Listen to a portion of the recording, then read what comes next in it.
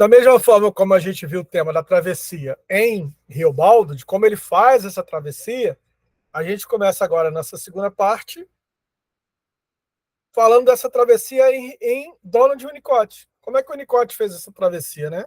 Quem é Donald Winnicott? Como é que o Winnicott se torna o Winnicott que nós conhecemos? Eu não vou ficar muito preso na biografia dele, porque a biografia do Winnicott é muito rica. Donald Winnicott vem de uma família tradicional cristã, né? Inclusive ele nessa família, o pai era metodista, mãe metodista, toda a família é isso aí, toda a família era uma família religiosa, mas com uma diferença muito grande. O pai era um grande teólogo, o pai dele era um grande teólogo, e um grande teólogo que eu digo, no sentido não só da dominância da teologia wesleyana, né? Para quem conhece um pouco a tradição evangélica, os metodistas até hoje dão muita ênfase à questão teológica. Então, todos os pastores metodistas são pastores formados, né, pelo processo teológico da igreja. Então, é preciso passar por uma formação teológica rigorosa. Vale lembrar que um dos seminários mais famosos do Rio de Janeiro era o seminário Bennett, Faculdade Bennett, né? Era uma das faculdades mais respeitadas no Rio de Janeiro. Eu digo era porque, infelizmente, o Bennett fechou. Mas era... Se eu não me engano, acho que o Bennett chegou até um centenário, né? Chegou a 100 anos, né, Ronald? 100 anos. 100 anos. Ela existe, mas não tem tanto impacto, né? Ela está fechada, ela não está funcionando. Está fechada, né? Ela só com a sede só, mas não funciona mais. Mas, assim, havia uma tradição muito grande do seminário metodista Bennett aqui no Rio de Janeiro e no Brasil, né? Grandes líderes, grandes teólogos passaram pelo seminário, né? Pela faculdade Bennett, pela faculdade teológica Bennett. Então, os pastores metodistas são pastores com grande formação teológica, a maioria, inclusive, com ênfase pastoral, que é para vocês terem ideia do nível do seminário Bennett, rivalizava com a própria PUC, aqui no Rio de Janeiro. O reitor de teologia da PUC, padre Valdeci Gonzaga, meu amigo, prefaciou meu livro, ele falava da importância, né, dos metodistas ali, até para manter a qualidade de teologia, porque rivalizava ali com a Igreja Católica, né, numa das temáticas que é muito caro para a igreja, que é a teologia pastoral. O padre Valdeci, inclusive, é um teólogo pastoral. Então, a teologia pastoral assim, dentro da formação teológica de Bennett, a menina dos olhos, né? A gente pode dizer assim, a formação pastoral. E o Winnicott veio dessa família, que tinha uma formação pastoral muito forte. As bases metodistas eram as bases de John Wesley. Por que é importante a gente falar dessa base metodista? Porque é preciso entender o próprio modelo metodista, como é que ele surge. John Wesley vem do anglicanismo, dali da Inglaterra, né? Na Inglaterra, movimento anglicano, movimento muito forte. O movimento anglicano é uma ruptura com o catolicismo ali com o rei Tiago, e aí vai buscar o rei Tiago para poder se diferenciar do catolicismo, vai buscar uma tradução, vai chamar grandes eruditos para reformular uma nova tradução da Bíblia. Essa tradução até hoje é tida como uma das traduções mais respeitadas no mundo, que é a versão do rei Tiago, né, como chama, ou a versão do rei James, né, King James, conhecido como King James, que na verdade é a versão do rei Tiago. Porque o rei Tiago fez questão de convocar os mais eruditos versados no idioma do hebraico, do grego, do aramaico, para poder fazer a tradução. Então, a King James, mesmo no campo extra-religioso, a King James se tornou uma referência na literatura. Olha que interessante. A Bíblia do rei Tiago se tornou uma referência na literatura inglesa da mesma forma como é a Divina Comédia para a literatura italiana. da mesma forma como é o Cervantes para a língua espanhola. Então, da mesma forma como é a Ilíada para o idioma, né, para o português. Então, assim, é uma tradução que hoje, de uma certa forma, faz bússola com o próprio idioma. Então, é muito importante a gente falar isso, né? Se vocês forem se debruçar sobre a questão da importância de determinados livros, até para uma construção de nacionalidade idiomática, vocês vão entender que alguns livros foram extremamente importantes, né? Para que houvesse italiano, você não haveria o italiano se não houvesse a Divina Comédia. Você tem estudos que apontam isso, Humberto Eco, inclusive, estudou sobre isso. E a versão inglesa do Rei Tiago. Então, assim, por que é importante falar isso? Que dessa ruptura do catolicismo nasce o anglicanismo. O anglicanismo é uma religião do Estado, tanto é que o líder supremo é a rainha, é o rei, no caso a rainha, hoje é o rei, né? Então é o líder supremo da religião. Então é uma religião que ora se confunde com o próprio Estado. É o próprio Estado. Né? Então, e aí, nesse meio, está surgindo um período que é um desdobramento da reforma protestante, que é o quê? Que é a Revolução Industrial. Então, está surgindo a Revolução Industrial. A Revolução Industrial surge ali naquele período da Inglaterra, só que tem um detalhe, né? Crianças que ainda não tinha essa nomenclatura crianças, né? Mas os infantos, os pequenos adultos, essa era a palavra, crianças e mulheres tendo a carga horária de trabalho da mesma maneira que os homens e adultos. Então, na fábrica, né, nessa revolução industrial, que eram as fábricas, a indústria, e aí você tem, por exemplo, o filme do Charlie Chaplin, quando ele faz uma crítica a isso, né?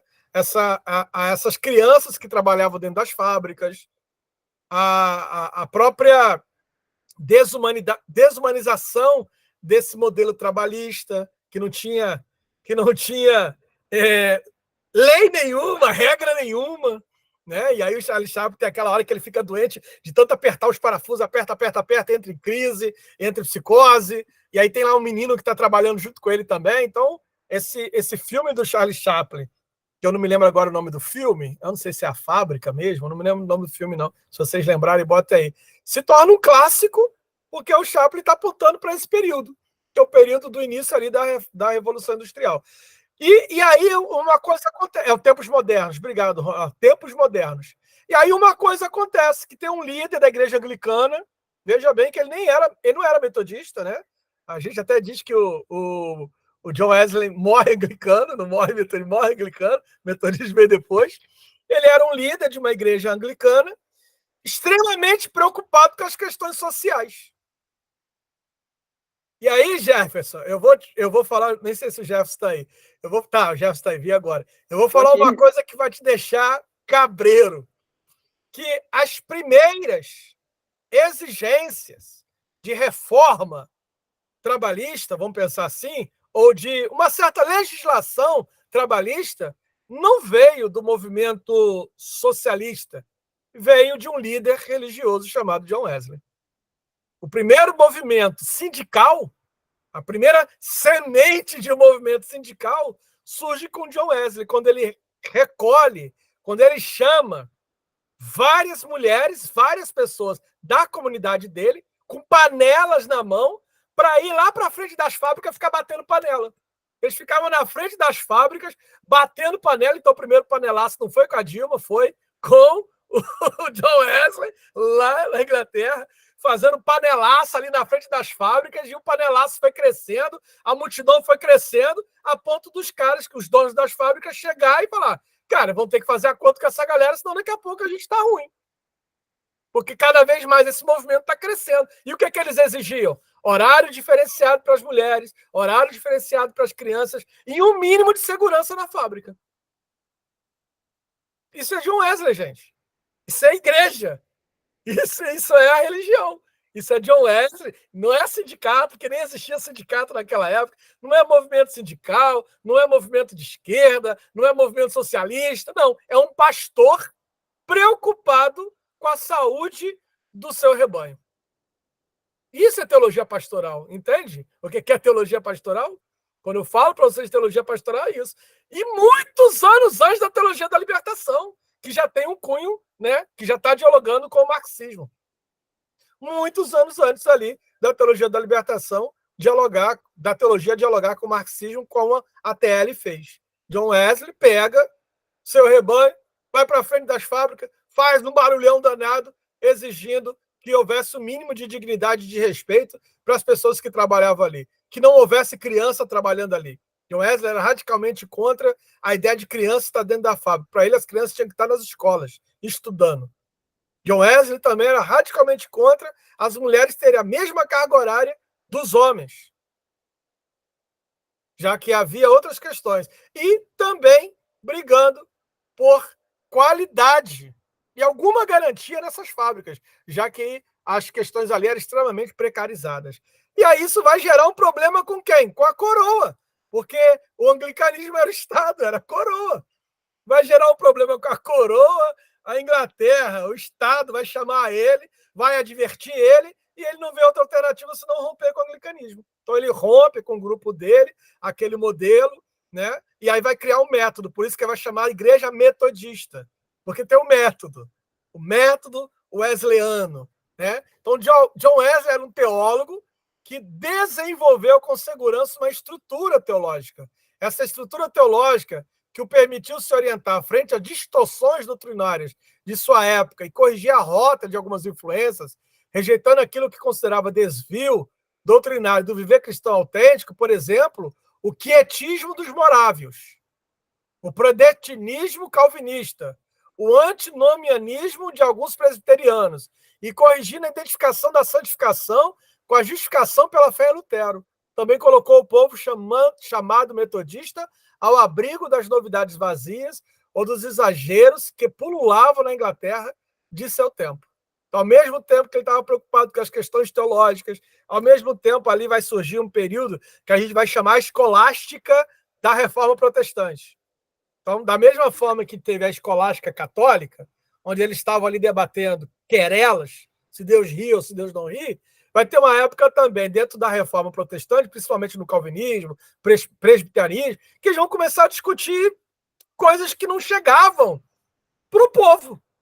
O povo estava passando fome, o povo estava morrendo, e eles ali discutindo supralacianismo, se a salvação é assim, se a salvação é assado. E o Wesley fala, cara, vocês estão numa querela que não chega para o povo e o povo está morrendo. Então ele vai propor uma outra abordagem. Fala, Ronald. Não, essa parte é muito interessante. Essa parte é muito, muito legal, porque o Wesley ele falava, olha, eu não conheço religião que não seja religião social. Eu não conheço santidade que não seja social. Esse é o núcleo do evangelho. Ele falava isso. E, assim, uma outra complementação aí com você nesse raciocínio, ele vai ser a primeira denominação que independente da igreja anglicana. A igreja anglicana, como você bem falou, como chefe da igreja anglicana, é o rei, né, é a rainha, é o chefe do Estado, é um só, né, é um ar, né, quer dizer, o Estado sou eu, a igreja sou eu também. O que vai acontecer? Várias denominações vão fazer uma corrente, né, no anglicanismo. Só que, quando chega no século XVIII, do Wesley, ele se separa desse movimento independentista, né, como movimento independentista, como você bem falou, que ele estava vendo que aquilo ali era só todas essas denominações reunidas numa querela que não fazia impacto social nenhuma. Então, eu acho interessante, a gente está lá em 1785, 1790, ou seja, 100 anos antes, né, ou pelo menos 80 anos antes, aí cadê o Jefferson? Aí, Jefferson. Mesmo antes do Marx nascer, né, as guerras, as revoluções de 1848, né, que vai dar início aí às reivindicações e a origem do sindicalismo, o germe do sindicalismo, né, são as revoluções na Alemanha de 1848. Em 1785, você já estava com um proto-sindicalismo na figura do John Wesley, se movimentando ali no interior da Inglaterra, né? Então, eu acho isso interessante que eu já estava falando. Muito bacana você trazer isso, porque é isso, gente. A história ela nos mostra, né? O próprio Marx depois vai dizer que a história se repete. A história se repete, ora como drama, ora como farsa, mas ela se repete, está ali. Então, as bases de uma preocupação social, de uma preocupação sobre justiça, ela sempre foi o pensamento do Evangelho.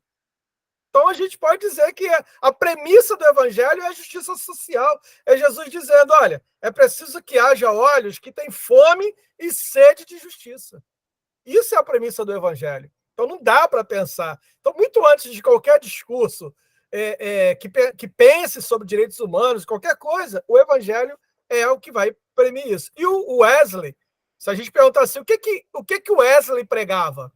Ele mesmo responde, o Wesley pregava santidade, honestidade, salvação, boas relações familiares, mas, acima de tudo, a fé em Cristo.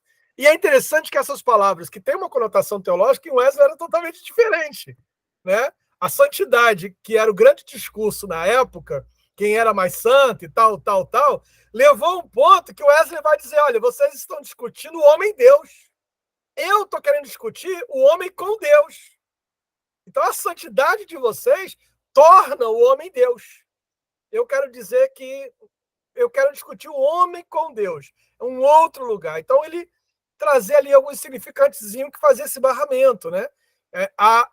Ele pedia aos seus ouvintes para que não deixassem as suas igrejas, mas para que continuassem indo, não deixe as suas religiões, continue indo nas suas religiões. Ou seja, ele não tinha uma primazia religiosa, a verdadeira é essa aqui. Não, você não sai. Gente da Inglaterra inteira ia ouvir os sermões do Wesley. E os sermões dele é sempre isso, não deixe a religião de vocês, continue lá na religião de vocês.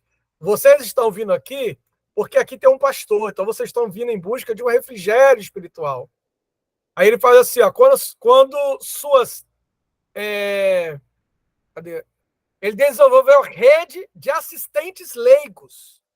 Quando ele percebeu que vinha gente de muito longe, que as pessoas não tinham lugar para ficar, que faltava alimentação, aí ele criou uma rede de assistentes leigos para que essas pessoas pudessem ser também ouvidas das suas queixas nos seus lugares. E aí exortava para viver perfeitamente em amor.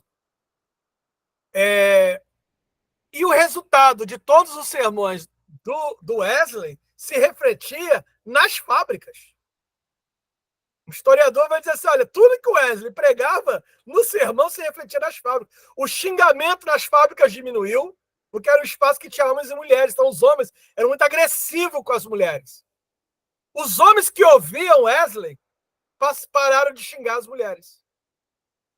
O xingamento na fábrica diminuiu, chegou a parar em alguns lugares. Os homens e as mulheres começaram a se preocupar com as suas roupas mais limpas e mais simples, porque ele começou a pregar também contra a extravagância.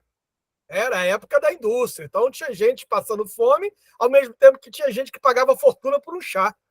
Os dois grupos ouviam Wesley, tanto os ricos quanto os pobres.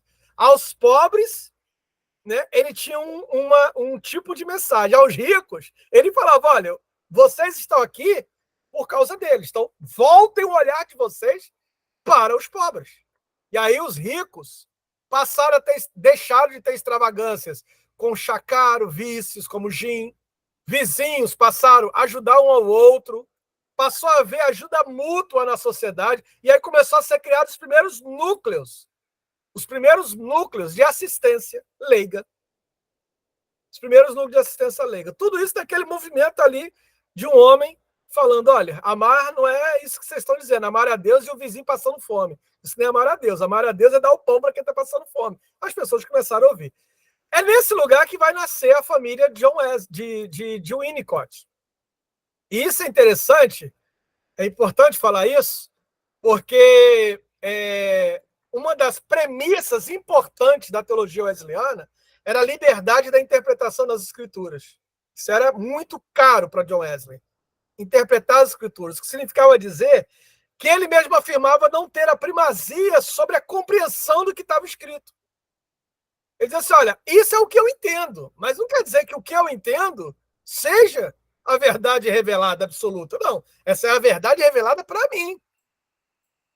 Não condene homem nenhum por pensar diferente de você. Isso é um sermão, isso é uma escrita do John Wesley. Não condene homem nenhum por pensar diferente de você. Deixe todos se alegrarem totalmente e pensar livremente por eles mesmos.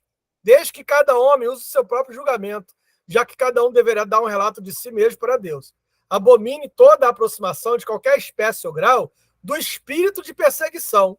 Se você não pode persuadir um homem, na verdade, nunca tente forçá-lo a ela. Se o amor não atrair alguém para entrar, deixe que Deus faça isso. Mas não diminua o seu amor. Então, essa era a premissa dele de pensar a religião. Olha, ninguém tem que estar aqui porque tem que ter medo do inferno. Ninguém tem que estar aqui porque tem medo disso, não. Quem estiver aqui estará aqui porque a gente ama. Então, quanto mais a gente aumentar o nosso amor, mais pessoas serão atraídas por ele. Isso era o evangelho de John Wesley.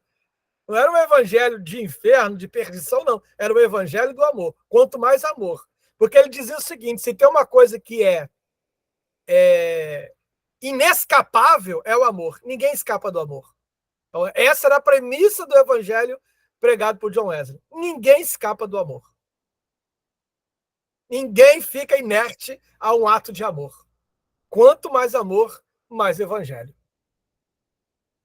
E aí, o que acontece? Essa premissa, o Winnicott vai dizer que experimentou na própria casa dele, quando em um determinado momento ele queria entender uma questão difícil de um aspecto teológico que ele estava lendo, e aí ele vai perguntar para o pai dele, que era pastor, inclusive.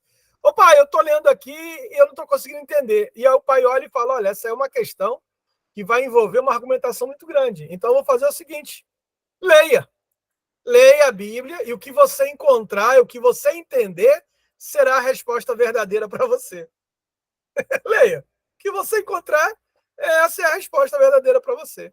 Ele diz assim, aquilo foi importante demais, porque no momento em que meu pai dá a mim a liberdade para compreender, eu cresci numa casa onde tínhamos liberdade de pensar. Isso é a diferença.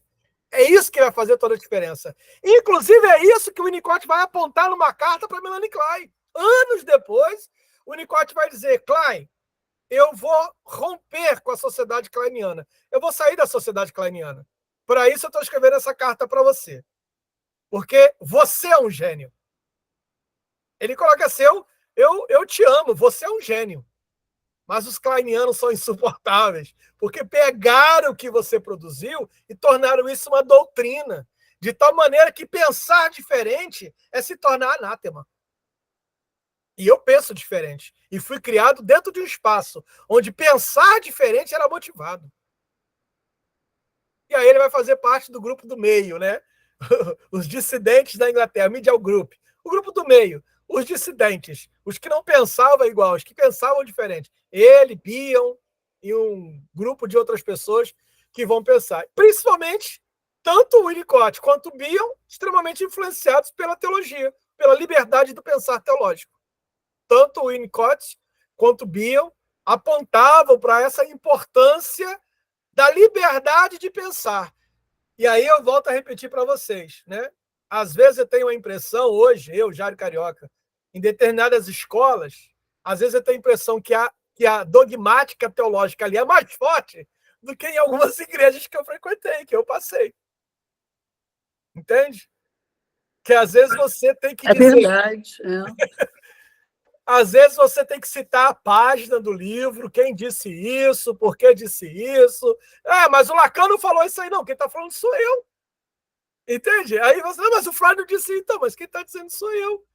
E aí você não é validado, porque se não está no Freud, nem está no Lacan, ou seja, se não está na Bíblia, você não é validado. E a Winnicott diz, olha, eu cresci num espaço onde a gente tinha liberdade para pensar. Se eu estiver no espaço onde eu não posso pensar, inclusive pensar o contrário, eu prefiro sair desse lugar. Essa é a influência do espaço cristão onde Winnicott cresceu. Ele diz assim: meu pai tem uma fé simples. Meu pai tem uma fé simples. E isso influenciou a minha forma de pensar também. Isso influenciou a minha forma de pensar. E aí tem um outro episódio, que também é um episódio que ele coloca como teológico. Olha que interessante. Ele diz assim: tem um outro episódio que eu experimentei com meu pai, que também é teológico. E ele diz que ele estava. Ouviu o pai dele ridicularizar o carinho que o Winnicott tinha por uma boneca, a Rosie, que era a boneca da irmã dele. Rosie era a boneca da irmã dele, e o pai dele critica isso no Winnicott. Você está brincando de boneca? Que coisa feia, brincar de boneca, alguma coisa nesse sentido, né? Aí ele fala: meu pai me criticou porque eu estava brincando com a boneca da minha irmã. E aí, quando meu pai fez isso, ele era pequeno, ele escreve assim: na hora que meu pai me ridicularizou, eu quebrei o nariz da boneca. Eu fui lá e quebrei o nariz da boneca. Imediatamente, meu pai, com toda tranquilidade, pega a boneca da minha mão, derrete a cera e conserta o nariz quebrado. Ele nunca mais vai esquecer aquela cena. Aquilo foi uma cena teológica para mim. Porque essa demonstração inicial de ato reparativo e restitutivo causou uma impressão e talvez me tornou capaz de aceitar o fato que eu próprio, amada criança inocente, na verdade me tornara diferentemente violento como a boneca, mas indiretamente com o meu bem-temperado pai, que estava entrando na minha vida consciente.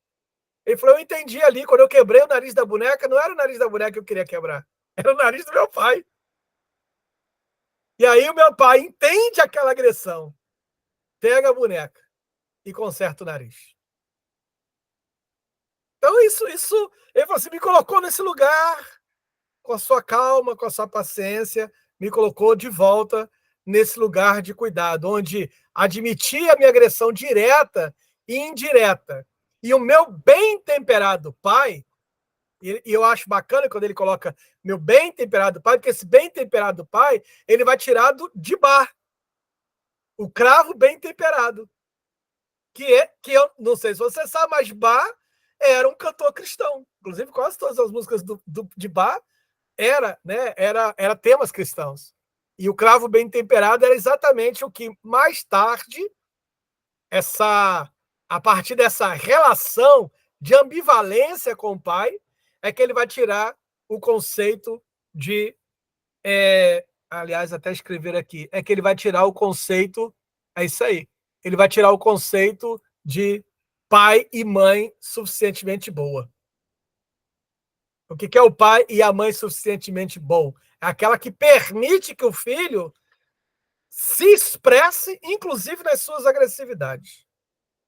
E não responde à agressividade do filho da mesma maneira. Dessa forma, a mãe e o pai conseguem estar presente, mesmo sem estar presente. Está lá, mas não está. Porque não apaga aquilo que para o Winnicott era muito caro. A coisa mais cara para o Winnicott era a capacidade criativa. Ele aponta a capacidade criativa como ápice do desenvolvimento emocional. E ele fala: o pai e a mãe suficientemente boa é aqueles que não apagam a espontaneidade da criança. Se a espontaneidade da criança ela é apagada pela presença do pai e da mãe, tem uma coisa errada aí. Ela não apaga a espontaneidade da criança. A criança continua espontânea, a ponto de ter a liberdade de quebrar o nariz de uma boneca. Aí o pai vai lá e conserta o nariz. Eu entendi. Você queria quebrar o meu nariz, tá? Eu entendi a sua. Porque eu fiz a crítica, entendi. E pronto, e abraça. E aí ele fala: olha, isso me apaziguou. Então, é esse elemento, né, que vai ser o elemento constitutivo da psicanálise winnicottiana, né? Ele começa, ele ainda jovem, ele é muito novo, no início da universidade dele, ele tem contato com a obra de Freud. Mas ele não tem contato com a obra de Freud através do Freud. Outra coisa interessante, viu, Maria? A primeira obra de psicanálise que o Winnicott vai ler, quem escreveu foi o pastor Oscar Pfister. É muito significativo que esse homem, que cresceu dentro de um lar cristão, com um pai pastor, primeiro contato de psicanálise que ele vai ter vai ser também por outro pastor, o Oscar Pfister. Ele vai pegar o livro do Oscar Pfister, que era o método, o primeiro livro que o Oscar Pfister escreve, que é o método psicanalítico. Ele vai pegar esse livro ainda jovem, muito novo, e vai ler e vai ficar encantado com esse livro. Ele vai ficar encantado com esse livro. Esse livro, inclusive, foi recomendado por um bibliotecário da universidade, por causa de alguns sonhos que ele estava tendo. E aí ele pergunta, ele se queixa para o bibliotecário que ele não estava conseguindo se livrar de alguns sonhos. Aí o cara fala, tem um livro aqui muito interessante sobre isso, que é o método psicanalítico do Oscar Pfister. E aí, a partir do método psicanalítico do Oscar Pfister, ele vai ter contato com o livro dos sonhos do Sigmund Freud. Quando ele pega o livro dos sonhos do Freud, ele se encanta. Ele se encanta com isso. E aí ele escreve uma carta para a irmã dele, a irmã Violet. Ele escreve uma carta onde ele diz que encontrou uma obra de Freud. Ele escreve uma carta longa e fala assim, olha, você conseguiu entender o que eu escrevi? Ficou simples para você compreender? Eu preciso que você me diga isso, porque eu estou seriamente pensando... Obrigado, filho. Eu estou seriamente pensando em traduzir esse livro para o inglês. Mas eu quero falar desse livro de uma forma que quem passe correndo possa entendê-lo. Isso é a marca do Winnicott, gente. Essa é a característica do Winnicott. Simplificar a psicanálise. Eu adoro essa fala dele para a irmã. Até quem passa correndo consiga compreender. Tem gente que gosta das coisas complexas. Tem gente que gosta das falas difíceis. Tem gente que gosta daqueles jargões que ninguém consegue compreender. O Winnicott vem da teologia pastoral, onde tudo precisa ser simples.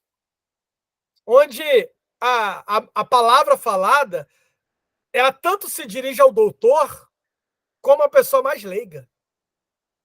Eu me lembro que quando eu iniciei na minha carreira teológica, eu gostava demais das leituras calvinistas, aquelas falas difíceis que Calvino tinha, e eu gostava disso demais. Adolescente, tinha por volta dos meus 17 anos, quando comecei a lecionar, então eu trazia aquelas coisas muito difíceis, muito complexas, e aí eu tive com um pastor, que assistiu uma das minhas aulas.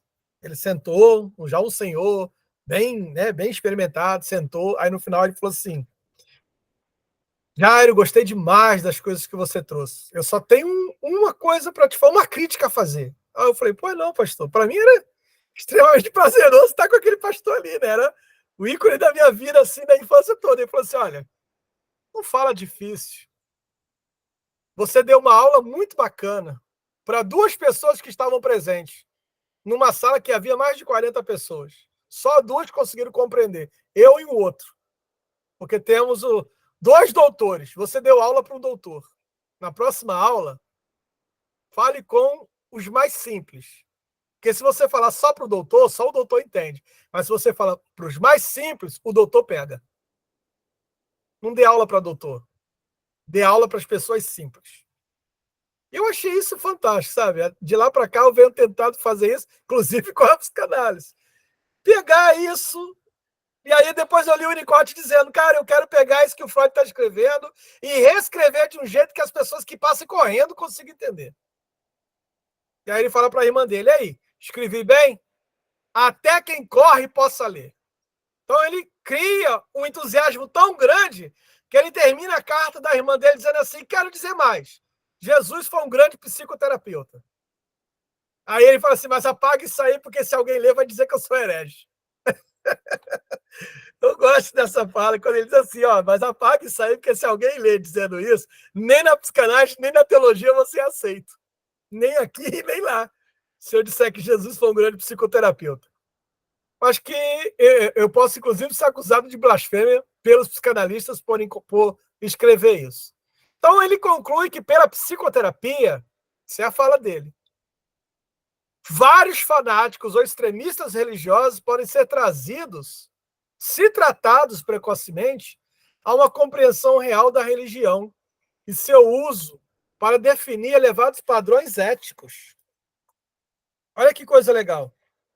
Ele fala, o que o Winnicott está dizendo? O Winnicott está dizendo o que o Oscar Pfister disse para o Freud. Numa carta, quando o Freud fala que não conseguia compreender como ele, um pastor, conseguia dialogar com ele, o Freud ateu, ainda mais dentro de premissas tão difíceis quanto a psicanálise. E o Oscar Fister responde para ele, é porque você tem um olhar esquisito, estranho para a religião. Você não entende a religião, Freud. Eu já entendo de outro lugar. As suas críticas são muito válidas, só que não para mim. Eu enxergo a psicanálise como um instrumento para depurar a fé.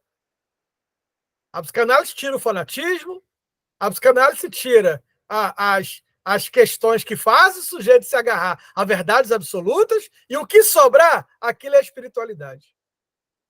Ele falou assim, eu não vejo a psicanálise como inimiga da fé. Eu vejo a psicanálise como instrumento de depuração da fé. O Bion vai dizer a mesma coisa. Para o Bion, a fé e a religião não entravam em crise com a psicanálise. O Bion diz assim, ó. Aliás, o Bion fala isso a partir da importância que ele dá ao grupo de trabalho. A psicologia homérica indica um estágio do desenvolvimento mental em que a distinção entre homem e Deus é mal definida. Pouca distinção se conhece da psique do indivíduo entre ego e superego. O grupo de trabalho sobre vértice religioso precisa fazer a diferença entre homem e Deus. Lembra que eu falei com vocês? Dentro da literatura homérica, os homens terminam se tornando Deus. As mulheres mortas, as mulheres são mortas nesse lugar de mulher, e os homens terminam sendo Deus. Isso é assim com Aquiles, é assim com Odisseu, é assim com Hércules, é assim com todos eles, é assim com Édipo, é assim com todos eles.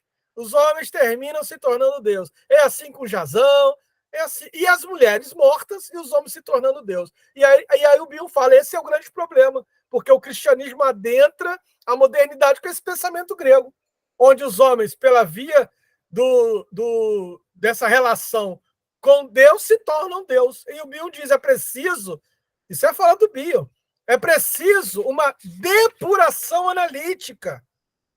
É preciso um resgate da humanidade onde não mais existe essa construção onipotente, onde não mais existe essa condição onipotente. Como Adão se vê nu, perde a pretensão de ser Deus. Só quando Adão se enxerga nu, é que ele percebe que ele não é Deus. Então, Bill diz, é preciso resgatar esse enxergar-se nu. Só quando o homem enxergar-se nu, é que ele sai dessa condição de homem-deus para homem com Deus. E a psicanálise é essencial para esse processo, para diferenciar o homem e Deus. A religião institucionalizada tornará o homem consciente desse abismo em si mesmo, nas contrapartes de si próprio no grupo de que é membro. O resultado da separação é que não existe acesso direto do indivíduo a Deus, a que outrora se achava unido. Mas o Deus submeteu-se a uma mudança, como parte do processo de discriminação. O Deus com quem o indivíduo estava familiarizado era finito. O Deus de quem está agora separado é transcendente e infinito. Gilda, olha que interessante. De que Deus o Bion está falando? O Deus antes era finito. Estava amalgamado com o homem. O homem Deus. Aí você separa o homem do lado e Deus do outro. E aí, quando se separa, o que era finito se torna infinito, inalcançável. Isso é o que Lacan está dizendo lá no discurso aos católicos em Bruxelas. Deus é o real. É essa condição que o Lacan chega, Deus é o real. Separado. Inalcançável. Se você... O Bill diz assim, se você disser o que alguma coisa é, se você disser o que alguma coisa é, essa coisa já não mais existe. O nome mata a coisa, diz o Lacan. Por isso Deus é de um lugar sem nome. O que Deus é? Ninguém jamais vai dizer o que Deus é. Isso é uma lei que está lá no Antigo Testamento, Marília. É uma das leis mosaicas. Está lá escrito: ninguém viu Deus. Acabou. Ninguém viu Deus. Quem disser que viu, não viu. E se viu, não era Deus. Ninguém jamais viu Deus. Por quê? Deus é o real. O que mais é o real? O real é o inominável, o real é o indizível. O real é o que não dá para colocar em palavras. A morte. Dá para se colocar a morte em palavras?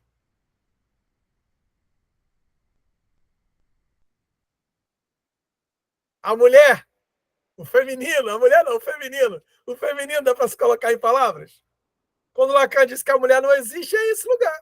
Não dá para se colocar em palavras. Só existe, gente, o que é nominado. O que dá para se colocar em palavras. Não dá. A diferença sexual.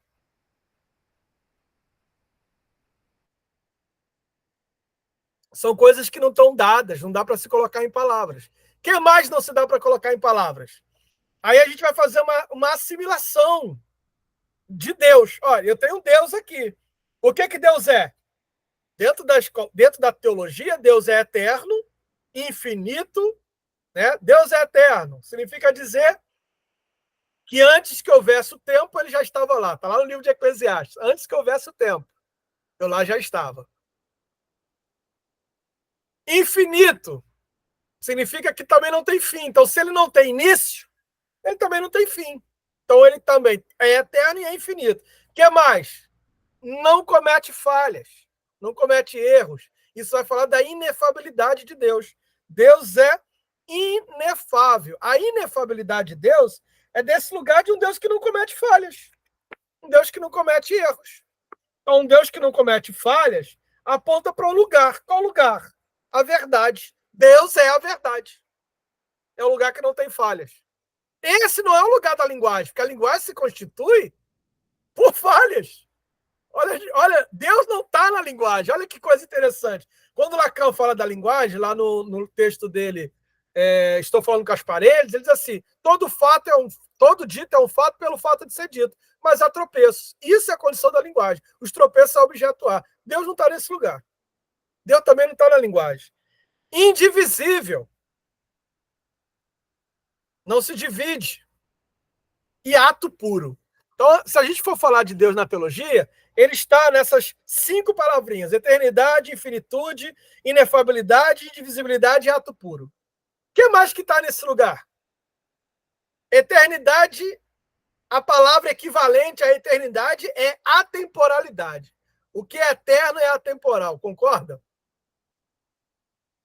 O que é eterno é atemporal. Infinitude aponta para a ausência de limite espacial. Olha, o que é atemporal também não está limitado ao espaço. Então, alguma coisa que não está limitada ao tempo, atemporal, e nem ao espaço. Não está limitado nem ao tempo, nem ao espaço. Lá onde se coloca inefabilidade, a gente vai colocar não contradição. Também não se contradiz. O dito é um fato, não se contradiz. Onde está a indivisibilidade, a gente coloca deslocamento e condensação. Deslocamento e condensação. E onde está ato puro, a gente vai falar de uma equivalência entre realidade interna e externa. De que a gente está falando? Do inconsciente. Veja esse esquema que vai apontar 5 características do inconsciente que correlacionam-se aos atributos de Deus no teísmo filosófico cristão. O que a gente infere dessa colocação é que a matriz da ideia de Deus se encontra na própria estrutura do inconsciente. Vê se isso não volta lá onde Freud fala que o Homo sapiens é um homem relígios. A estrutura, a matriz da ideia de Deus se encontra na própria estrutura do inconsciente. Como você foge disso? Aí entra o que o Reobaldo diz. Deus é desse lugar, não dá para escapar dele. Deus é de um terrível. Quando você vê, já está ali, de mansinho. Deus é de um terrível. Por quê? Porque está na própria estrutura do inconsciente. O que vale é afirmar que há no inconsciente uma dimensão religiosa. Só a partir desse lugar que a gente vai entender o Oscar Pfister respondendo para o Freud. Eu quero dizer uma coisa, o senhor não é ateu. Quem vive para a verdade, vive para Deus. Há uma dimensão religiosa que é própria da mente, que pode sofrer transformações no espaço da experiência transicional, que é o que o Winnicott vai construir. A teoria de experiência transicional, de espaço transicional, o Winnicott vai tirar da teologia wesleyana. Essa transcendência que sofre essa transformação que acontece no espaço da experiência transicional, mas que nunca deixará de estar presente em nosso viver. Nunca deixará de estar presente em nosso viver. Então, o Bion vai sugerir que a transformação da experiência religiosa primitiva não se faz sem abalo na representação do self, podendo configurar uma mudança catastrófica.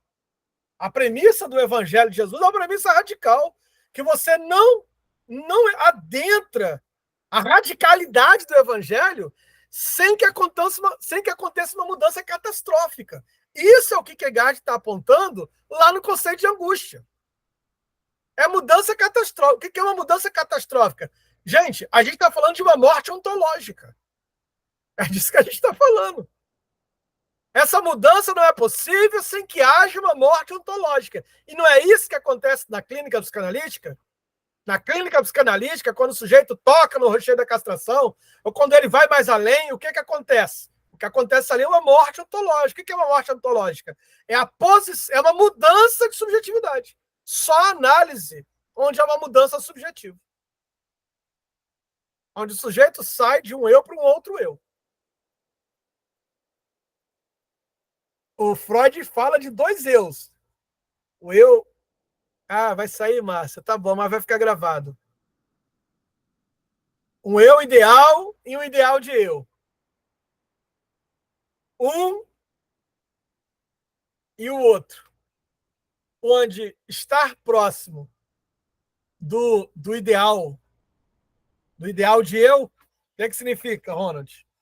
Ronald esses dias falou sobre isso, ideal de eu e ideal na nossa supervisão. Inclusive, a Neuza de Souza Santos vai trabalhar muito essa questão do tornar-se negro, quando ela fala de um ideal de eu e de um eu ideal. E a morte ontológica do sujeito, quando ele se afasta de um e se aproxima do outro.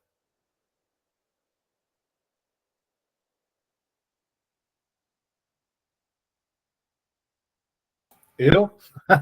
Deixa você falar, ué. Tá bom, não. Tudo bem. O Jário, brincadeira não. Vamos lá. O ideal de eu, assim, são dois conceitos diferentes, mas que eles se conversam, né? E às vezes acaba tendo certa confusão entre essas duas coisas, né? Quando a gente fala de eu ideal, Ideality, né? Ideality, que é o que o Freud está chamando de eu ideal, é diferente de Ideal, que é o ideal do eu. Eles são mais ou menos intercambiáveis, né? Então, apesar de ser separados, né? O primeiro eu ideal, né, é aquilo que você dentro de um percurso significativo aí para a construção do eu, né, que é o imaginário, projeta, né? Esse é o eu ideal. Então tem um mecanismo de projeção baseado no imaginário, onde você tem um eu ideal. Agora, ideal de eu não. O ideal de eu, então, de novo, o eu ideal tem a ver com a imagem, né, com o imaginário, tem a ver com essa imagem idealizada, né? Agora, o ideal do eu, não. Ideal do eu tem a ver com o outro, não tem a ver com a imagem, né? Tem a ver com a linguagem, né? Tem a ver com essa entrada do outro na constituição subjetiva daquele eu que está sendo construído. Basicamente é isso, já. Tá vendo como é que eu sabia que ia dar conta? Se eu entrar um pouco mais, eu vou me perder, mas assim, a noção básica está aí. Sim, sim. Obrigado, Ronald. Esse eu ideal, gente, ele está dialogando com o narcisismo dos pais. O eu ideal está dialogando com o narcisismo dos pais. O filho hoje em dia canta Tirei o pau no gato, a mãe já grava, bota no TikTok e fala que o filho é um gênio. Olha como meu filho é um gênio. Cantou Tirei o pau no gato com 10 anos de idade. Então, assim, o narcisismo dos pais coloca os filhos, o Winnicott vai dizer, coloca as crianças num lugar grande demais. Grande demais. E aí ele fala, olha, a importância de um espaço transicional, de um espaço suficientemente bom, né, é exatamente um espaço que permita a criatividade. E a criatividade só é possível onde há possibilidade de transgressão. Para o Winnicott, só há criatividade onde há possibilidade de transgressão. Transgressão é a palavra que ele vai usar, a gente escreveu um artigo sobre isso, né, Ronald? Traição. É preciso que haja a possibilidade de traição. E só há traição onde há tradição. Tradição e traição caminham juntos. Inclusive, a palavra traditore, em italiano, a gente está escrevendo em relação a isso. É a majestade de bebê. Então, é preciso trair os pais. É isso que o Winnicott está trabalhando no espaço de potência. É preciso ter um espaço, é preciso que haja um espaço onde a criança tenha a possibilidade de trair os pais. Porque só traindo esse modelo narcísico dos pais, o eu ideal, é que ele vai se aproximar do ideal de eu. E o ideal de eu é isso que o Ronald falou, é o adentramento da cultura, do outro, é aquilo que diz assim, olha, tá, tudo bem, mas você não é tão genial assim. Tem gente que está cantando Atirei o pau no gato melhor do que você. Então, te coloca um certo cabresto, limite aí. Então, a Neuza de Souza Santos, no livro dela Tornar-se Negro, ela diz assim, há um ideal de eu e há um eu ideal. Esse eu ideal é o eu da branquitude. Quanto mais o negro tentar se aproximar do eu ideal, mais distante ficará do ideal do eu. Quanto mais próximo do ideal do eu, mais distante de um ideal imaginário da sociedade pautada na branquitude. Tem um preço? Tem um preço. O preço é tornar-se negro. Então, Esse outro é racista, né, Jack? o outro é racista. O outro é racista. Porque dialoga com o narcisismo. Está ali dialogando com o narcisismo dos pais. E aí, o Winnicott vai pegar a manha da coisa. Lembra que a gente viu lá em Riobaldo? O Riobaldo, gente, é um místico. De que a gente está falando o tempo todo ali? Do místico, o místico Riobaldo, onde ele está falando, olha, o diabo não há. Ele não disse Deus não há, ele disse o diabo, porque no final ele entende que o diabo era ele mesmo. Medo, angústia, o estranho, o que entra as brutas. Olha a diferença de Deus, né? Ele fala assim, o diabo é as brutas. E aí a gente viu em Lacan quem é as brutas. As brutas é o das Umelás. É isso que o Lacan está dizendo. Olha, as brutas é o das Umelás. Tomou um susto, é o estranho. Agora, Deus não, Deus é de um terrível. Deus é de mansinho. O de mansinho é o imperceptível, é o inconsciente ali, ó. Deus é o real. Quando você olha, o real já atravessou. É o de mansinho, chegou. Então ele coloca, o Bion diz assim, a importância da psicanálise para tirar o sujeito desse lugar de eu, né? Desse lugar de eu idealizado. Colocado pela religião, olha que legal. Tanto o Winnicott quanto o Bion estão discutindo isso. E esse discurso do Bion e do Winnicott tem origem em Oscar Pfister. Ambos leram Oscar Pfister. E aí ele coloca, olha, a importância do processo terapêutico para tirar o sujeito desse eu que está idealizado pela religião, que o transformou em um Deus homem. Para que ele possa se enxergar, para que esse homem não se enxergue Deus, é preciso que se perceba nu. Então, a análise tem esse papel de depurar a fé. E como é que se depura a fé, Jairo? Mostrando a nudez. Deus está nu, o homem está nu. Então, se o homem está nu, ele não pode ser Deus. E aí ele sai desse lugar de homem-Deus para esse homem com Deus. E aí o Bion diz assim, quando ele coloca, ele diz assim, tem uma problemática aí. E é uma problemática contemporânea, que é a problemática do desejo. Qual é a problemática contemporânea? Olha, Olha aqui que a Áurea colocou aqui. A majestade do bebê. O bebê se percebe o quê? Majestático. O bebê é Deus, gente.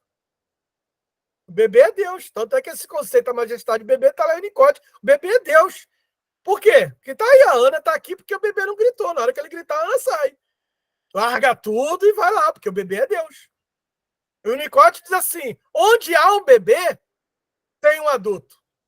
O bebê demanda um outro, demanda um adulto. E um adulto totalmente a seu serviço. Então, o bebê é sua majestade, o bebê. O bebê é Deus. E esse ideal alimentado pelos pais, pelo narcisismo dos pais, vai fazer com que essa criança continue crescendo acreditando que é Deus. E aí vem a religião também, joga mais uma pitada nessa neurose aí, esses sujeitos que se pensam infalíveis. E aí a base do fundamentalismo religioso, inclusive, é essa, de acreditar que a sua palavra, a sua compreensão, o que você fala, parte de uma premissa que é a verdade absoluta. Você é Deus. É comum você ouvir pastores dizendo assim: olha, quem está falando aqui é o próprio Deus. Não sou eu que estou dizendo isso aqui, não. Quem está dizendo é Deus. É comum você, não é, Ellen? É comum a gente ouvir isso em alguns espaços religiosos. Sou eu, não. Quem está dizendo aqui é Deus. Você vai para o inferno. É Deus que está falando. Naquele momento, ali o homem-Deus amalgamou. É o homem-Deus. E aí, aí a gente entra na problemática do desejo. Qual é a problemática do desejo? Somos humanos, não somos deuses.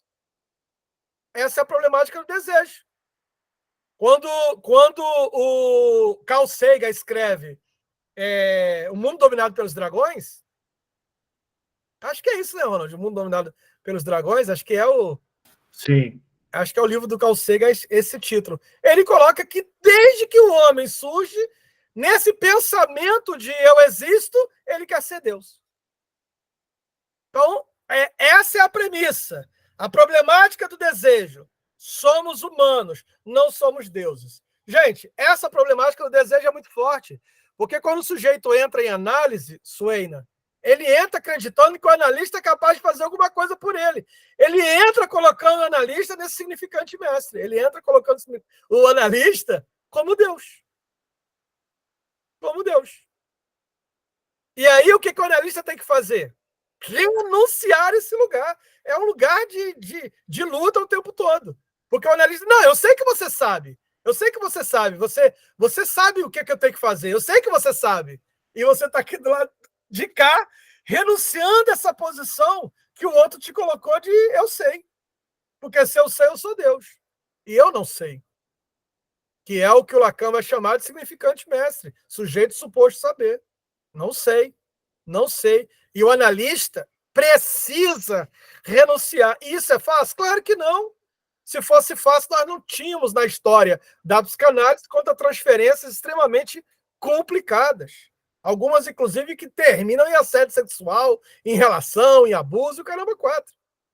Porque o sujeito não renunciou desse lugar. Isso vai levar o Foucault a escrever para um grupo de psicanalistas que estão lendo o Édipo, o anti-Édipo de Deleuze e Guattari. O que ele vai dizer? É preciso, sobretudo, não amar o poder.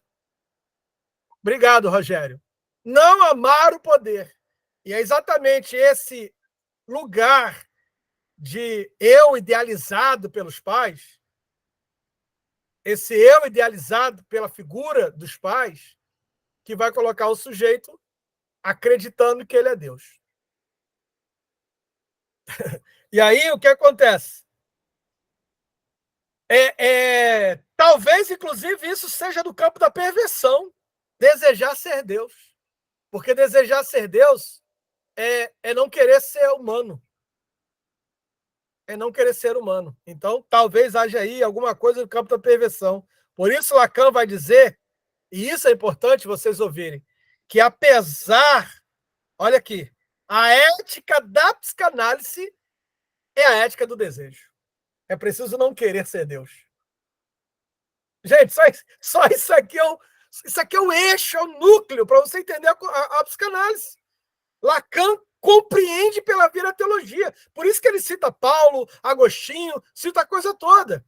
Ele diz assim, olha, é preciso A ética da psicanálise é a ética do desejo. E qual é a problemática do desejo? Somos humanos, não somos deuses. É preciso não querer ser Deus.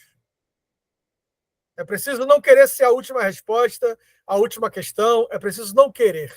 Os canalistas, sobretudo, é aquele que é movido pela ética do desejo. E uma ética do desejo consiste em tomar consciência de querer ser Deus é um desejo frustrado. E eu sempre dizia isso quando era teólogo. O único sujeito que eu sei que lutou pra caramba, Ellen, para ser Deus, dentro da teologia, e destituir Deus, o máximo que ele conseguiu se tornar foi um diabo.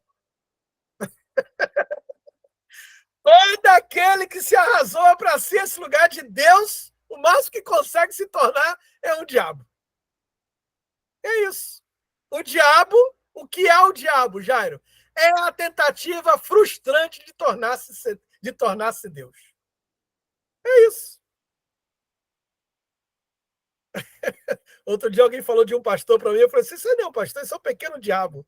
Aí a pessoa falou, não entendi, primeiro você chamou ele de diabo, depois chamou ele pequeno. Eu falei, porque é muito significantezinho, é um negocinho pequenininho.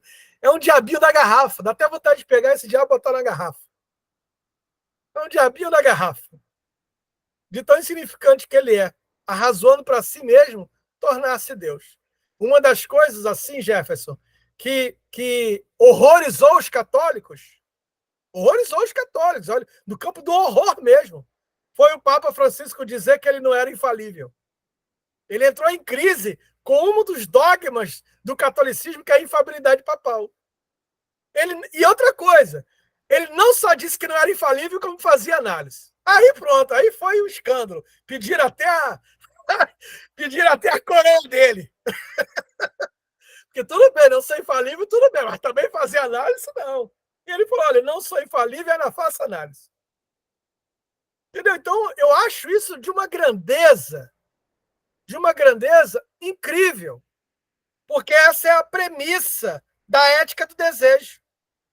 De que todos aqueles que querem ser Deus serão frustrados. E a frustração é que me permite ser o que sou sem desejar ser o que não sou. Olha aí, ó. E a frustração é que me permite ser o que sou, sem desejar ser o que não sou. Isso não é uma fala do Lacan? Lá onde eu me vejo, não estou, lá onde eu estou, não me vejo? É isso. É pela via da frustração que o sujeito rompe com a fusão materna, quando ele descobre que a mãe não é ele e ele não é a mãe. A mãe é um outro. O Ferenczi vai chamar isso de frustração fundante. Porque funda ali no sujeito que há um outro, e um outro que não é ele. É a primeira frustração que a criança experimenta. É preciso que haja, e é isso aí que é importante que eu vou falar para vocês. É preciso que haja um feminino. Olha aí, Ronald, grave isso aí. É preciso que haja um feminino, porque a frustração só se dá pela via do feminino. Bacana isso, né? A frustração se dá pela via do feminino. A frustração se dá pela via do feminino. O desejo é feminino. O que mais é feminino? Calma aí que eu vou chegar. Eu vou dizer para vocês o que mais. Alienação é eu pensar e desejar que eu seja outro que aquilo que sou. Essa é a perda como perversão. Desejar que eu seja outro que aquilo que sou é a perda da própria identidade. É a perda da própria identidade. E aí, somos apenas nós mesmos, embora conheçamos outros que não nós. É o outro que não sou eu que diz que eu sou. Eu não sou o outro. Isso me lembra uma tirinha da Mafalda. Mafalda fazia umas tirinhas fantásticas, que ela diz assim, justo a mim coube ser eu. Adorava essa fala da Mafalda. Justo a mim me coube ser eu. Então, ser eu se dá pelo reconhecimento que há um outro, e um outro que não sou eu. Todas as vezes que eu quero ser o outro que não sou eu, o que acontece é a perda da identidade, que é o que acontece pela via do racismo com o povo negro. quando se identifica pela via da branquitude, perde a identidade negra. A Neuza Santos implica que é preciso, então, todo um processo para tornar-se negro, por conta da construção subjetiva da branquitude. Fala, Ana. Uma pergunta em cima disso, que eu estou matutando desde que vocês estavam falando do ideal do eu e o eu ideal. Então, isso não... Você estava falando da psicanálise se aproximando do ideal do eu, mas então se aproximaria então do estranho, né? E não do ideal do eu, porque está impregnado o ideal do eu, o grande outro. O ideal do eu é idealizado, já está dizendo. Está idealizado, é o eu idealizado. Quanto mais longe da idealização, mais próximo do eu. Então tem o eu ideal, o eu ideal. Quanto mais longe do ideal, mais próximo disso que sou eu. Mais próximo do isso. É então, disso que eu... mais próximo do isso. Mas olha, veja bem, Ana, que na verdade o eu não existe. O eu é uma ilusão imaginária. Ilusão imaginária. Então você tem que colocar isso também. Então, assim, quando o sujeito ele declina desse ideal, ele vai para o imaginário, mas aí ele se dá conta de que esse imaginário também é uma ilusão. Porque é como se fosse um processo, né? Ele se desprender primeiro do eu ideal. E aí o que acontece? A frustração. O que acontece na clínica é isso, frustração. Quando ele descobre que esse eu está idealizado. Que e isso aí... que ele pensa que é ele é idealizado. Aí frustra. E aí depois de não estar mais colado com esse eu ideal, né, do espelho, aí viria, né, talvez, não tem uma ordem, né, não tem bem uma ordem, mas ele também se desprenderia, ou pelo menos a gente se ilude, né, de estar se desprendendo do ideal do eu, né, desse grande outro que está impregnado também das identificações. Não, e aí, o ideal do eu, ele diferentemente do eu ideal, que dialoga com o narcisismo dos pais, o ideal do eu, ele é influenciado pelos valores culturais. Sim, morais, críticos, ele tem um outro lugar. O eu ideal, narcisismo dos pais. O ideal de eu é exatamente o afastamento dos pais, pela via da frustração. Olha, no momento em que você não responde mais ao narcisismo dos pais, ao eu idealizado, agora abriu um caminho para você o quê? Para a criatividade.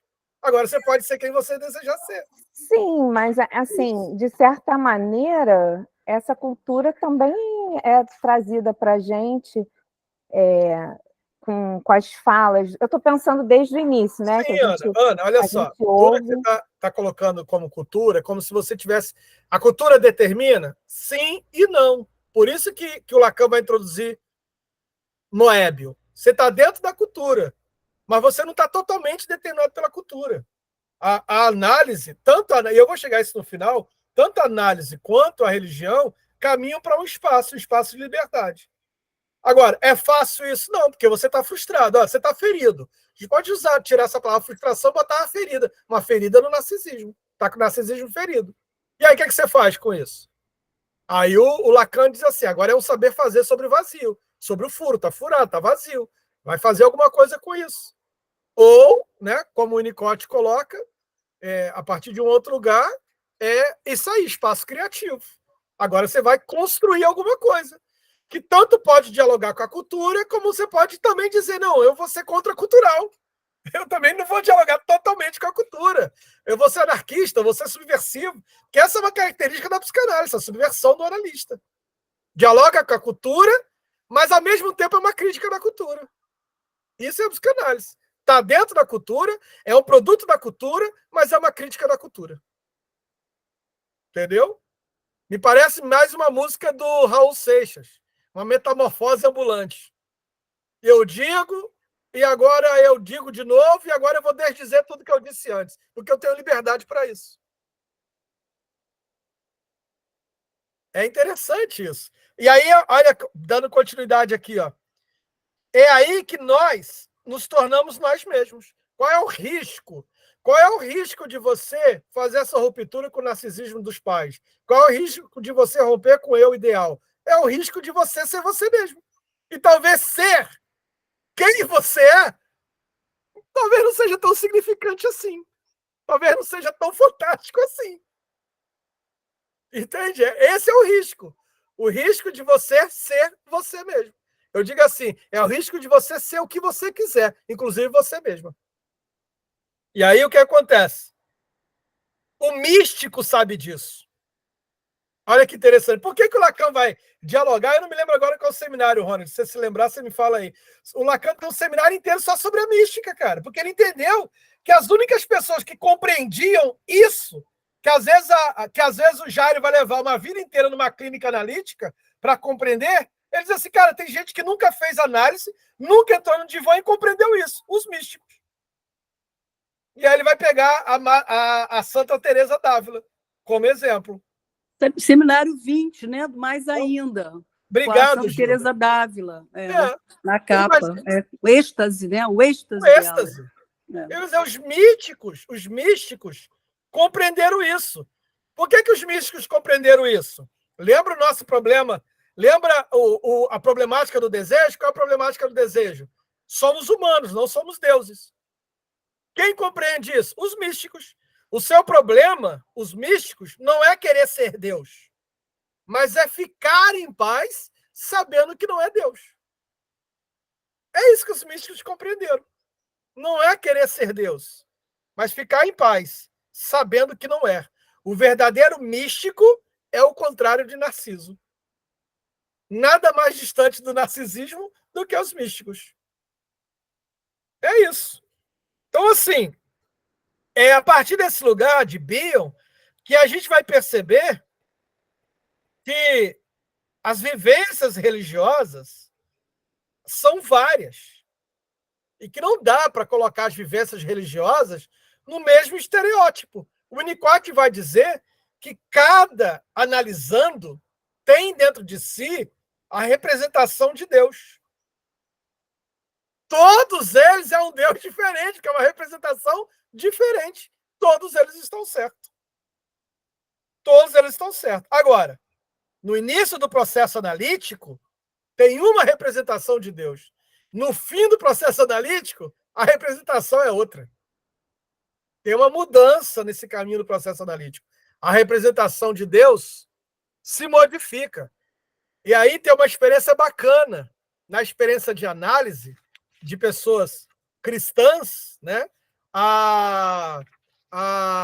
O Odilon de Melo Franco, ele escreve um texto que ele diz assim: na minha experiência em clínica, vi pessoas crentes, ao fim de uma análise, se tornarem incrédulas.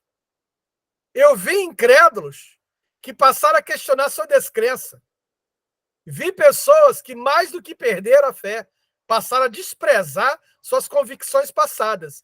E vi pessoas que pensaram, até com alívio, terem perdido o Deus da sua infância. E o viram ressurgir incólume, como nunca, no decurso de uma crise da existência. Vi pessoas que renunciaram aos ritos religiosos institucionalizados, mas mantiveram uma relação pessoal com Deus. Vi ateus empedernidos travarem batalhas telúricas com Deus que, ao odiarem, confirmavam sua presença dentro deles. Vi pessoas de profissão religiosa se reduzirem voluntariamente ao estado leigo, sem com isso renunciar à sua crença. E vi a batalha interna dos que desejariam reencontrar o Deus que havia perdido e não conseguiram. Vi pessoas que se humanizaram e cresceram ao reformularem a fantasia de que a análise as faria mais parecidas com Deus. Vi o silêncio de Deus em analisando-os que jamais puderam mobilizá-lo do espaço interior onde ele foi alojado. Vi também a transformação da minha própria existência pessoal, enquanto analista, de conviver e dialogar com o Deus que representei em mim mesmo ao longo da consolidação da minha identidade. Se análise é aventura no sentido de processo rumo ao desconhecido, nela também surgem as infinitas possibilidades de ressignificação da experiência pessoal e universal, imanente e transcendente, de contato com Deus que simultaneamente criamos e descobrimos. Eu acho isso fantástico, essa fala dele, dessa experiência em análise desse Deus que está representado em cada um, inclusive dentro do analista. E o Winnicott é que traz toda esse debate. E, rapaz, a gente já está até finalizado, eu nem vi. O Winnicott, eu nem percebi.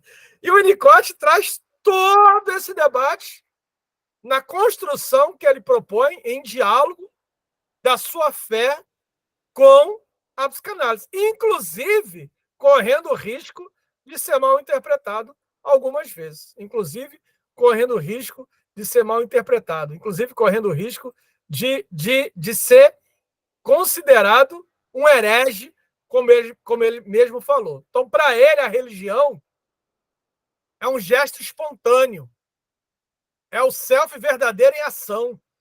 E aí ele coloca que somente o self verdadeiro pode ser criativo e se sentir real. Dentro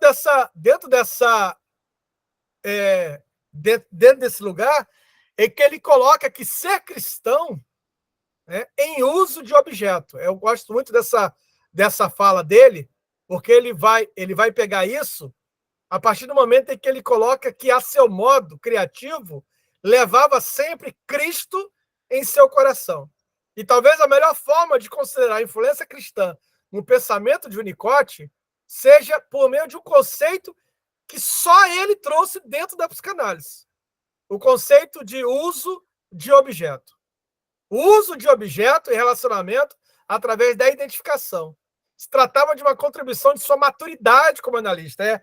É o processo maior dele enquanto analista, que vai contribuir para o bom término de um processo analítico, onde ele coloca que dessa fase ele estabelece nítida diferença dessa fase com a de relação de objeto, nomeado como percussor do uso do objeto. A criança desenvolve a capacidade de usar o objeto. E isso acontece quando consegue reconhecer o objeto como fora do seu controle onipotente. Então, usar o objeto equivale à percepção pelo sujeito do objeto como fenômeno externo, não como entidade projetiva, na verdade. O reconhecimento do objeto como entidade por seu próprio direito. E aí ele coloca que a mãe assume dois lugares: a mãe ambiente e mãe objeto. E objeto de intenso amor. Nesse papel último, objeto, só nesse papel de mãe objeto é que ela é repetidamente destruída ou danificada, quando o bebê coloca fora seus impulsos. Essa fase inclui um tipo particular de ansiedade, que ele vai chamar de sentimento de culpa. Então, o grande valor desse processo está na percepção de que o outro sobreviveu aos ataques. Isso dialoga com o pai dele. Quando ele quebra o nariz da boneca, o pai vem lá e conserta o nariz da boneca. O pai se coloca como objeto. Em um objeto que pode ser destruído e destruído por diversas vezes. Então, o grande valor desse processo está na percepção de que o outro sobreviveu aos ataques e que a vida dele depende da excitação agressiva do sujeito. Isso traz ao sujeito uma liberdade de viver e conviver, integrando criativamente a força da sua agressividade. Então, quando ele fala, eu sou o objeto, quando ele coloca isso na análise, isso dá ao sujeito, ao analisante, todo o espaço de se recriar a si mesmo, independente do analista que está ali. Em outras palavras, é devido à sobrevivência do objeto. Isso me lembra uma clínica, e eu já estou chegando ao fim, de uma paciente que ela chega para mim e diz assim, Jairo, eu não vi na última sessão, porque na penúltima sessão, você trouxe algumas interpretações e, cara, aquilo me jogou num lugar de ódio por você que você não tem noção. Se eu viesse, eu ia falar muita merda. Mas eu ia falar muita merda que você não ia aguentar. Eu tô calado ouvindo. Gilda, eu tô ali ouvindo, né? Ela dizendo isso. Eu ia falar muita merda, então eu resolvi não vir. Esperei a semana passar, tô aqui, e a merda passou. Eu falei, tá, e o que você fez com essa merda? Ela, que merda? Eu falei, a merda que você ia direcionar pra mim. Você não falou que ia me mandar muita merda? O que você fez com essa merda? Ela parou e falou assim, olha, deu merda, literalmente. Por que ela? Eu joguei essa merda no meu filho, eu joguei essa merda no meu marido, eu joguei essa merda no meu trabalho, e eu saí jogando merda em todo mundo. Eu falei, então, sabe por que você jogou merda em todo mundo? Ela, não. Eu falei, porque você me idealizou. Você colocou no lugar em que, para mim, essa merda não poderia ser direcionada. E era exatamente aqui, na análise, com o seu analista, que toda essa merda tinha que desembocar. Como você não jogou aqui, você saiu espalhando merda para todo mundo. Ela, caramba! Mas aí você não ia ficar chateado, não? Esse é o lugar que o Winnicott fala. O analista precisa ser o objeto. Como eu ia ficar chateado se ali naquela relação era o objeto? E um objeto que pode ser destruído uma, duas, todas as vezes que o sujeito quiser? Entende essa questão que o Lacan, que o Winnicott coloca aqui? Que é preciso, acima de tudo, que o sujeito entenda que o objeto vai continuar existindo. O objeto vai sobreviver à agressividade dele. Falei, querida, independente do que você trouxesse, e toda a merda que você desembocasse aqui, a não ser que você não quisesse, eu continuaria sendo seu analista. Então, esse é o lugar que o Winnicott está falando. É preciso que o bebê saiba que ele pode sim jogar toda a destrutividade, porque o objeto vai sobreviver a ele. Então, essa relação, né, esse conceito de uso de objeto que o Winnicott traz para dentro da teoria psicanalítica, vai ser para Marie Hoffmann a sua teologia wesleyana. Marie Hoffmann vai colocar que essa é a teologia wesleyana de Winnicott. A teologia wesleyana é esse conceito de uso de objeto. Por que ele está dizendo que essa é a teologia wesleyana? Porque uma das bases da teologia wesleyana é que você tinha, como toda liberdade, você tinha a liberdade de trazer a Cristo tudo que você não suportasse de Cristo. Tudo que você não suportasse e tal. Essa era uma das premissas da teologia wesleyana. Porque, acima de tudo, a teologia wesleyana dava muita ênfase à oração. Acreditava na oração. E a oração não era um lugar para o sujeito falar coisas bonitas. Ao contrário, a oração era um lugar de uma espécie de confessionário, onde o sujeito poderia ali trazer de si o que havia de pior. E fica tranquilo, dizia Wesley, Deus continua Deus ao final da sua oração. Ele vai continuar sendo Deus ao final da sua oração. Isso é levado ao pé da letra por um teólogo chamado C.S. Lewis, que quando perde a esposa dele para o câncer, ele vai escrever um livro que vai chamar Deus de Idiota. Isso gerou um escândalo na época, porque ele escreveu um idiota chamado Deus. E depois ele escreve um outro livro para dizer, eu só pude chamar Deus de idiota porque ele me dava espaço para isso, enquanto objeto. Eu podia fazer isso que ele ia continuar sendo Deus. Chamar ele de imbecil. A palavra é imbecil, né, Ronald? Ele chama de imbecil. Ele chama de imbecil. Então, o Winnicott traz isso. Essa é a contribuição da teologia wesleyana. Vou repetir, vou deixar gravado.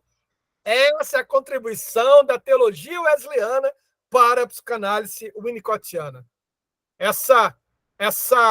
O objeto, mãe, analista.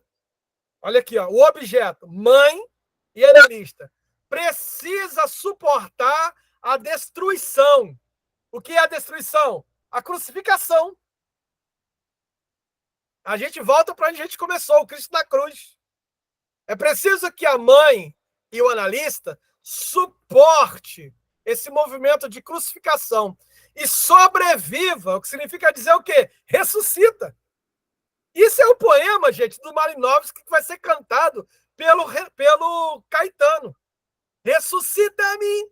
Tá lá, uma música belíssima. Ainda que os males apareçam, ressuscita-me. É isso que ele está dizendo, o objeto sempre ressuscita. Não interessa o que você faça, não interessa como você crucifica, o objeto ressuscita. E isso que ressuscita, né, esse movimento de sobreviver, ao permanecer vivo e disponível, abre para o bebê a possibilidade da vida criativa. Porque assim como Cristo, pelo seu sacrifício, abre a perspectiva da vida eterna, o objeto que pode ser destruído abre a possibilidade para a vida criativa. Na teologia cristã, o poder da ressurreição é central. Paulo coloca que não haveria cristianismo se Cristo não houvesse ressuscitado. E aí o Rudolf Bultmann coloca isso, inclusive, como ápice do surgimento do cristianismo. Porque essa ressurreição, para Rudolf Bultmann, ela não é um fato literal, no sentido da ressurreição do corpo. Ela é um fato subjetivo. Cristo ressuscita na mente dos discípulos. É assim que escreve o Rudolf Bultmann na teologia dele, a desmitologização do Novo Testamento. Cristo ressuscita em cada discípulo, dentro de cada discípulo. E isso é central, pois não há libertação do domínio da morte sem a ressurreição de Cristo. É a ressurreição que mata a morte, retirando seu poder aniquilatório. Em termos da clínica, o analista precisa permitir que aconteça a sua destruição. Só há processo final de clínica se o analista for destruído, gente. Olha que coisa fantástica.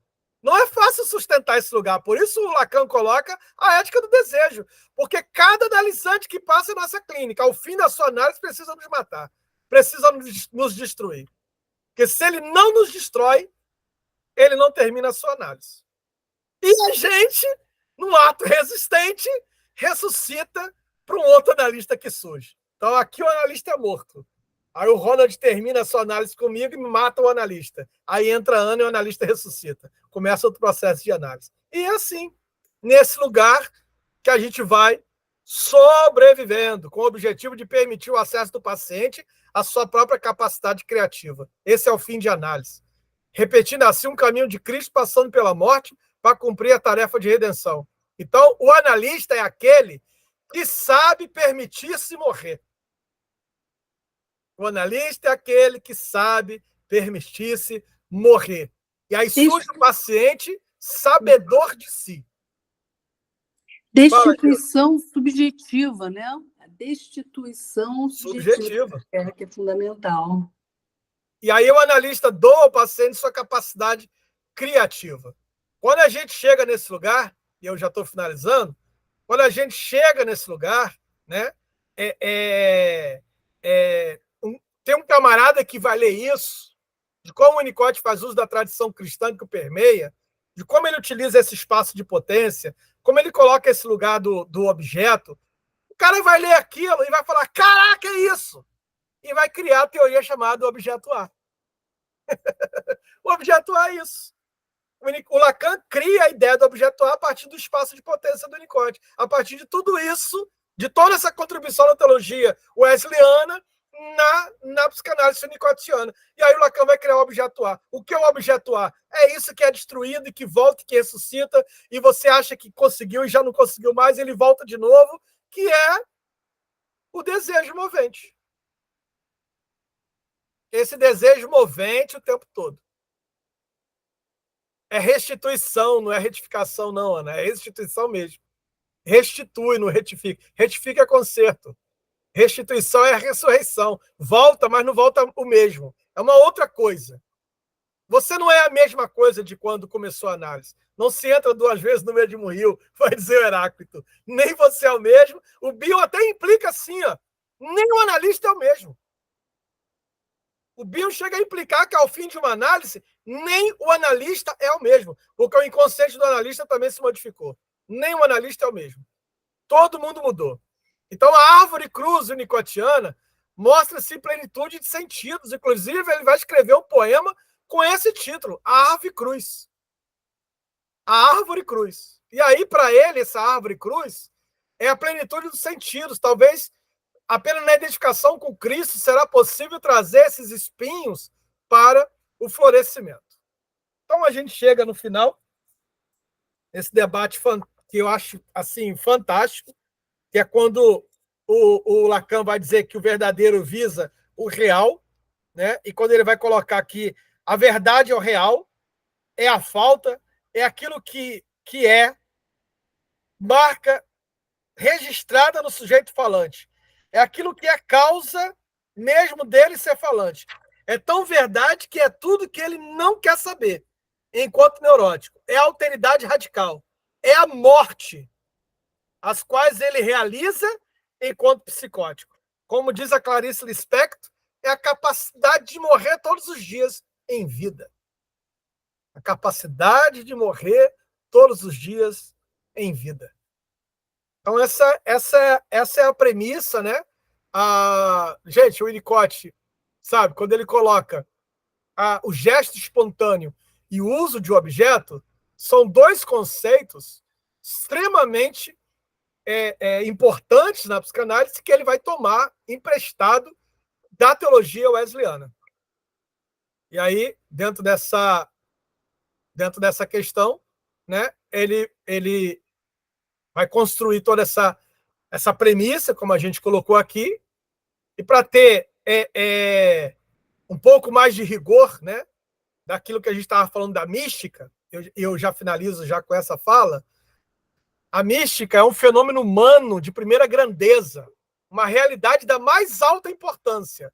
É o ápice da vivência religiosa, o ponto culminante da experiência que o ser humano faz de Deus. A experiência mística não cabe em palavras. Ora, se a experiência mística não cabe em palavras, isso significa dizer que ela não consegue ser colocada em clínica. Não dá para falar da experiência mística na análise, porque não cabe em palavras, não entra na linguagem. A experiência mística é isso que está sendo falado. Não entra na linguagem, não cabe nas palavras. Ela é fugaz, é passageira, é uma atitude de entrega. Se você falar sobre isso, já não é isso. Porque implica na sensação de ruptura dos limites do eu e da comunhão com o divino. A psicanálise tem todo o direito de se pronunciar sobre a experiência mística, estudá-la, mas sem achar que tem a palavra final sobre o assunto.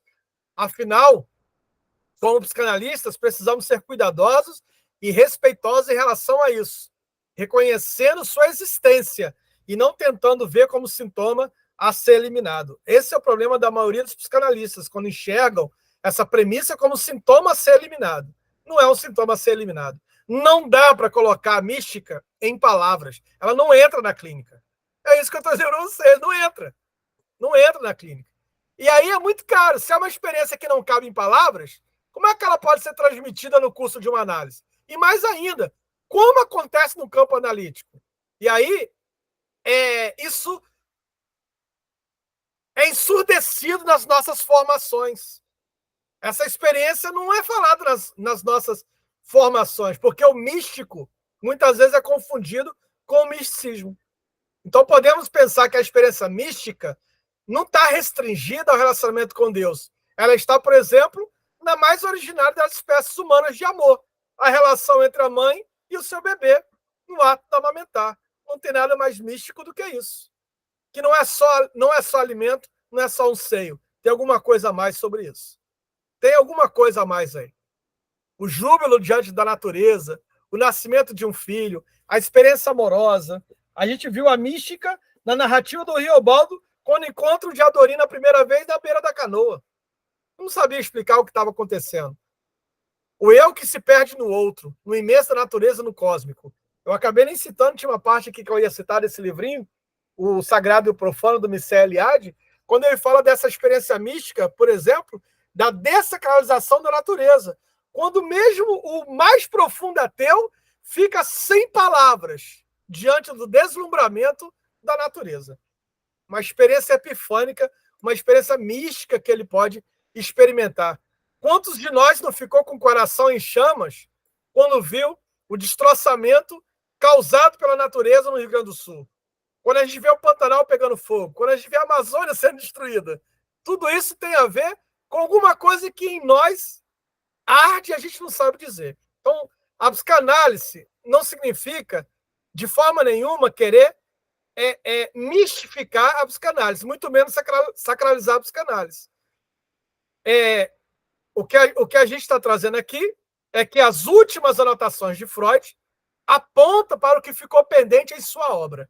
As últimas anotações de Freud, o último livro que ele escreveu, Moisés e o Monoteísmo, aponta para aquilo que ficou pendente na sua obra e que agora volta com força do retorno recalcado. E o que ficou pendente? O feminino, a relação materna, o ódio e o místico. Ele que nunca deixou de se questionar, reformular, mesmo não desdizendo aquilo que tinha dito, manteve-se até o final da vida como pesquisador criativo e ousado. E nós? Ficaremos presos à letra freudiana ou teremos a coragem de interrogar as nossas certezas?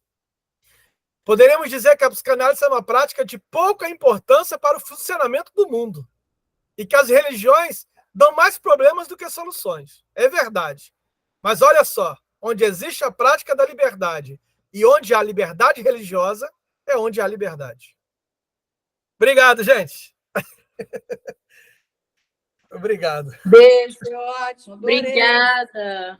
Valeu. Valeu. Obrigado, gente. Muito bom. Vai tirar Aprendemos foto. muito Vai hoje. tirar foto do Obrigada, evento.